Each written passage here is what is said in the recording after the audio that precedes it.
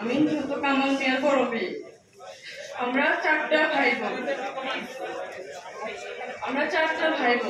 আমাদের বলতে আমার আব্বুই ছিল একমাত্র কর্মজীবী, জীবিকার তাগিদে বাহিরে বের হয়েছিল। কারণ আমাদের একদিন রোজগার না করলে আমাদের পেট চলতো না। 19 জুলাই আমার বাবা গুলিবিদ্ধ হয়ে মারা যান।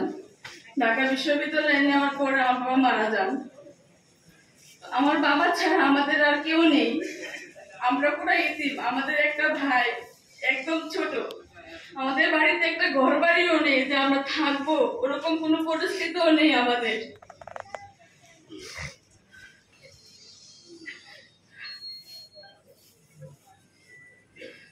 আমি আমার বাবার খুনিদের বিচার চাই, ফাঁসি চাই। আমার বাবার খুনিদের আমি ফাঁসি চাই। যারা আমার বাবাকে মেরেছে আমি তাদের ফাঁসি চাই। আসসালামু আলাইকুম।